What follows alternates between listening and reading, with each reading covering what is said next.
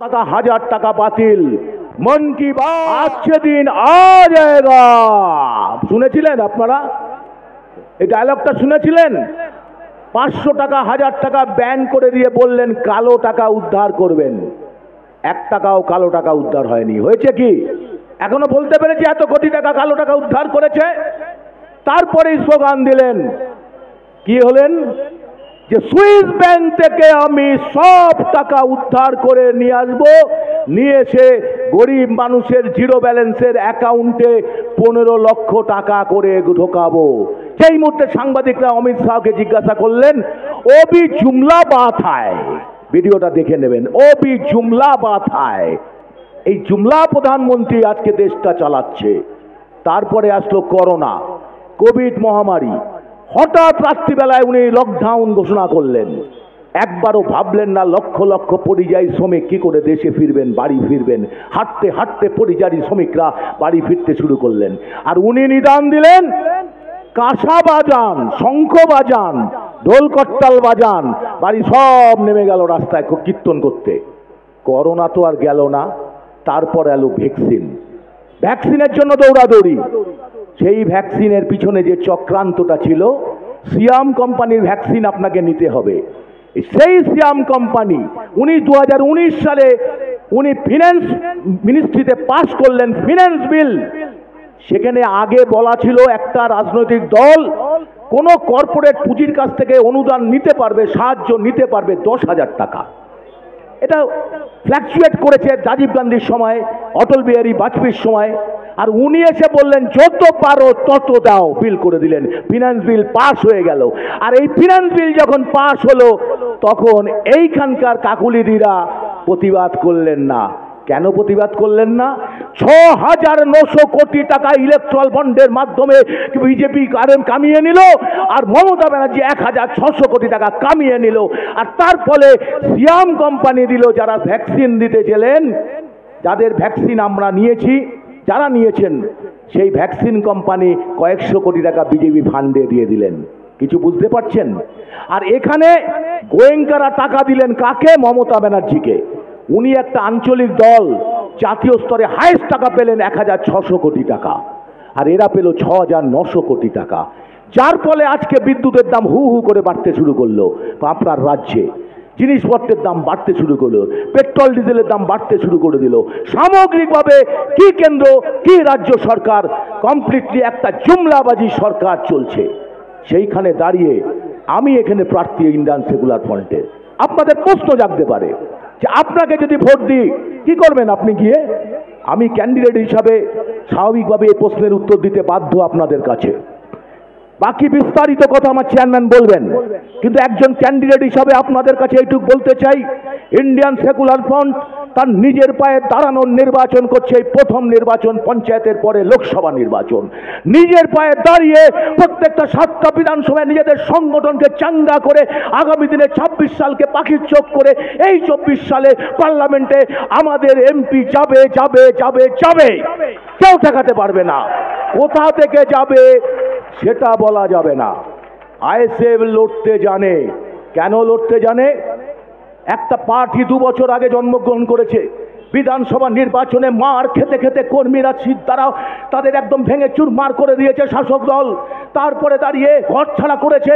তারপরে আমাদের পার্টির প্রিয় চেয়ারম্যান 42 দিন প্লাস ভাঙড় থেকে আরম্ভ করে বিভিন্ন এলাকায় 80-90 জন 100 জনেরও শতাধিক মানুষ আমাদের কর্মীরা জেল খেটেছে 100 দিন। আমরা এদিন ভুলিনি। আমরা হাসানুজ্জামের রক্ত ভুলি না। আমরা ভাঙড়ের রিয়াজুলের রক্ত ভুলতে পারি না। আমাদের যে সমস্ত শহীদ হয়েছে পরিবার, তাদের রক্তে দাঁড়িয়ে ইন্ডিয়ান সেকুলার ফ্রন্ট আজকে তিল তিল করে বেড়ে উঠেছে।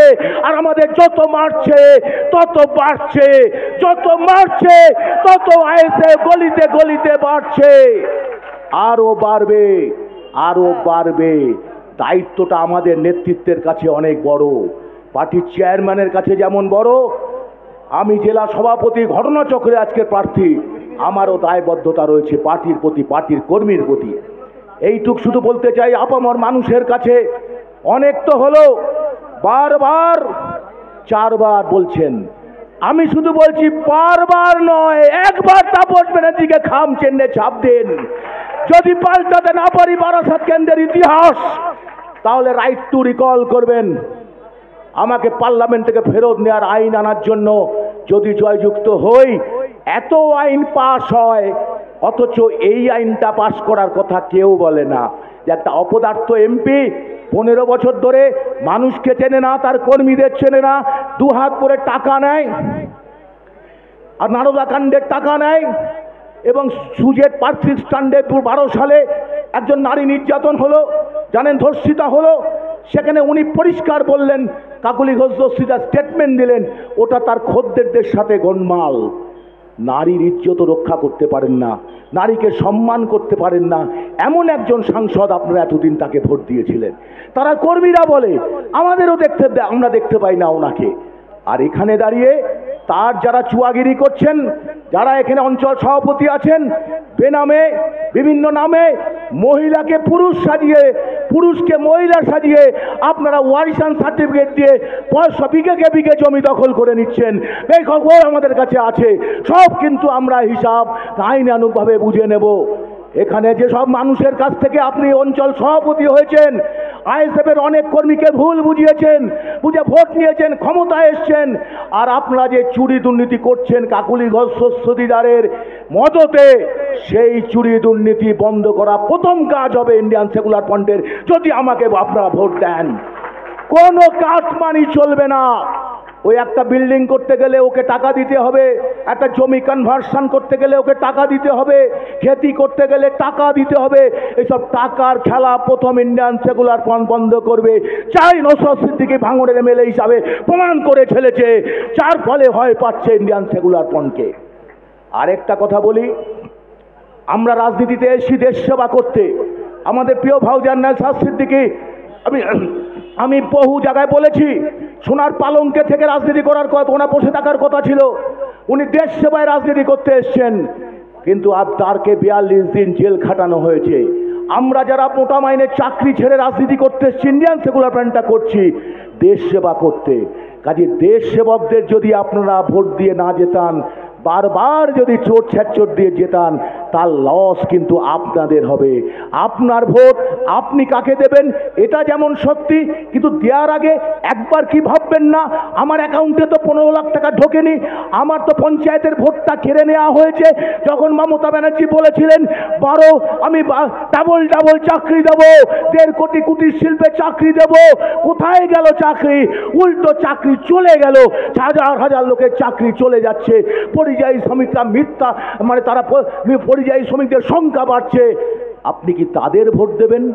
একবার কি ভাববেন না ভোট দেওয়ার আগে যে আমার ভোটটা মূল্যবান ভোট সেই জায়গায় পড়ুক?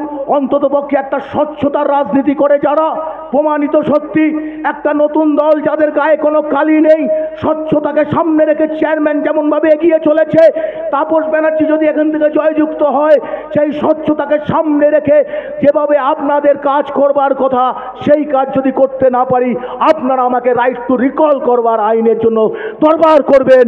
আমি এই প্রতিশ্রুতি আপনাদের দিচ্ছি।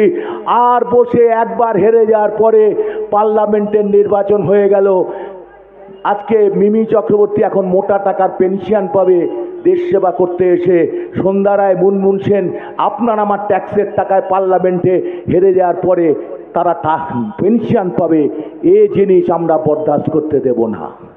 একটা মানুষ খেতে পায় না, আজকে পেঁয়াজের দাম কত, তেলের দাম কত, সেখানে পার্লামেন্টে একবার জয়ী হলো আর দাঁড়ালো না, আপনাদের আমার ট্যাক্সের টাকায় মোটা টাকা পেনশন পাচ্ছে। এ কোন রাজত্ব? এই আইন বদলাতে হবে। ওটা আইন রূপায়ণের জায়গা, পার্লামেন্টে গিয়ে সেই আইন যাতে বাতিল করা হয় যে পার্লামেন্টে একবার হেরে যাওয়ার পরে এমপিদের কোনো পেনশন দেওয়া চলবে না, তারা দেশ সেবা করতে এসছে। এটা তো চাকরি করতে আসেনি। আমি ব্যাংকে চাকরি করতাম, আমি চাকরি শেষে পেনশন পাই, শুধু চাকরি করেছি। আমি এখন এসেছি দেশ সেবা করতে, তাহলে দেশ সেবা করে আমি পরে পার্লামেন্টে কোনোবার দাঁড়ালাম না বা হেরে গেলাম, আমাকে বসে সরকার আপনার টাকায় পেনশন দেবে? এটা কিরকম আইন বলুন তো? একবার ভেবে দেখুন এটা কি সঠিক হবে কিনা, বলুন আপনারা, যে তোলা উচিত কিনা পার্লামেন্টে দাঁড়িয়ে যে ওই এমপিদের বা কোনো পেনশন চালু করা যাবে না। যত বেশি এমপিদের হাতে অর্থের যোগান থাকবে তত চোর তৈরি হবে, ডাকাত তৈরি হবে, মাফিয়া তৈরি হবে। এই ব্যবস্থাটা কায়েম করেছে আমাদের তৃণমূল আর বিজেপি সরকার।